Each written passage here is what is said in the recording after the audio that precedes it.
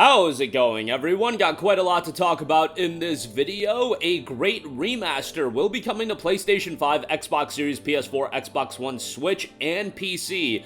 In 2024, we'll talk about that, and Final Fantasy XVI's next DLC, The Rising Tide, has been dated for April the 18th. Now, this is going to be the bigger DLC.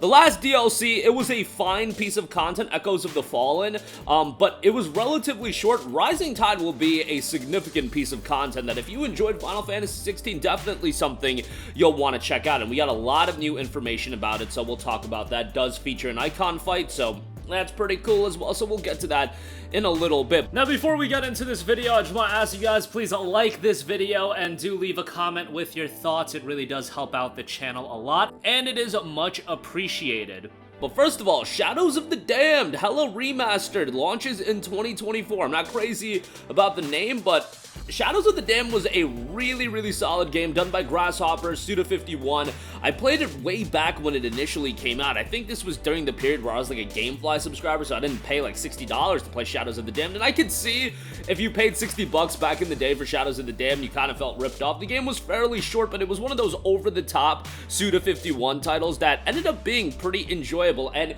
it kind of comes from a bygone era of gaming where I feel like that era of video games is just completely forgotten about. Those like mid-level, late 2000, early 2010 titles, a lot of those games are just forgotten about. A game that I put in that category recently just came back to Steam called The Saboteur.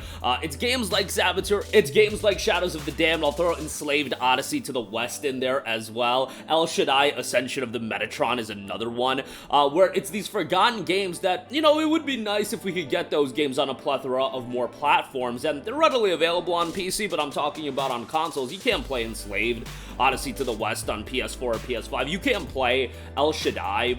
I don't think they've done an El Shaddai re-release. They recently ported the game to Nintendo Switch and PC, but yeah, nonetheless, a lot of those games are forgotten about. Saboteur, again, another one. Blur, Split Second, like the racing games. You know, and Shadows of the Damned definitely fits that category where if you look at the late 2000s and early 2010s, yeah, Uncharted sticks out. Yeah, Mass Effect sticks out. Those were the top tier franchises, but you had all these mid-level games that I thought were quite good, and I would put Shadows of the Damned in that category as well. An action-adventure road trip through hell has been remastered at last. Get ready for a story about rock love and just a little bit of demon slaying. A hot-blooded, hellishly twisted, feverishly filthy, love and hate-filled road trip. Join the crass Garcia Hotspur and his bony buddy Johnson as they traverse the depths of the underworld to steal back Garcia's kidnapped lover Paula from the clutches of Fleming, the Lord of the Underworld. Let the soul of rock and roll run loose in the heart of the twisted hellscape that is the underworld. Make it through fiendishly funky dungeons with the powers of light and dark. The powers of light and dark pave your path forward like ravers in a nightclub. Demons are emboldened by the dark but grow weak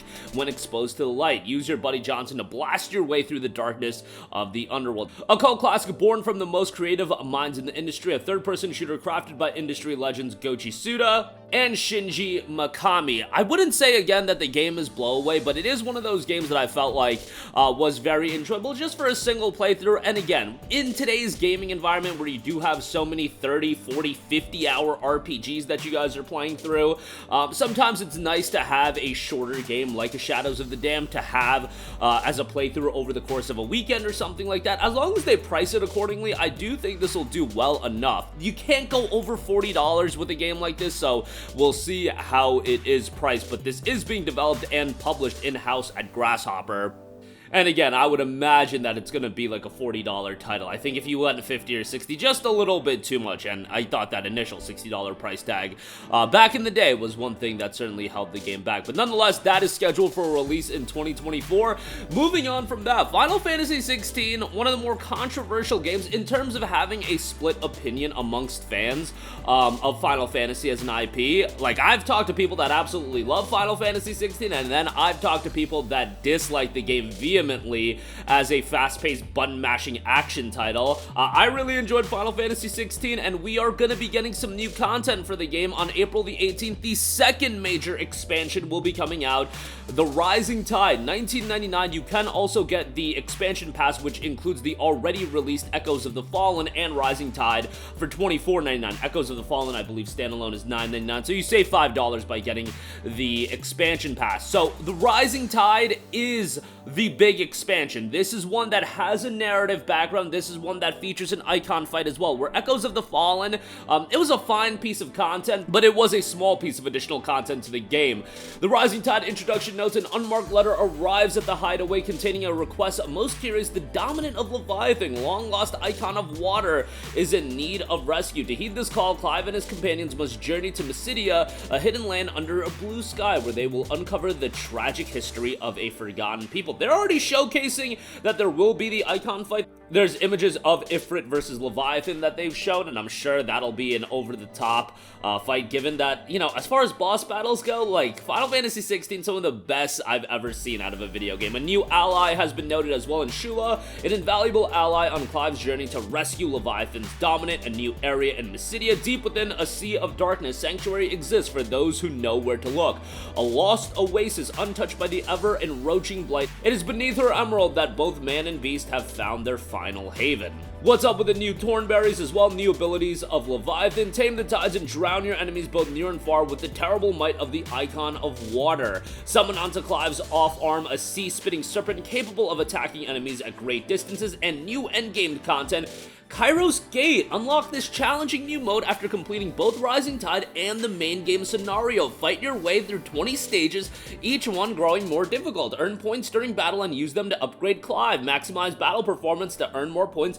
Find new materials and weapons at the end of each stage and aim for a spot on the global leaderboard. That is not all. After obtaining the power of all of the icons, something happens to Clive. So they are teasing a little bit of mystery. Who knows if they're going to do more content after Rising Tide? I don't think they are, since they are noting after obtaining the power of all of the icons, so you can't really add more icons if you're promoting this as after obtaining the power. I don't even know. They can do whatever the hell they want, you know, with the promotional messaging and things like that. Things can obviously change, but I feel like this is probably going to be the final piece of content for the game. And they do also note free update version 1.30.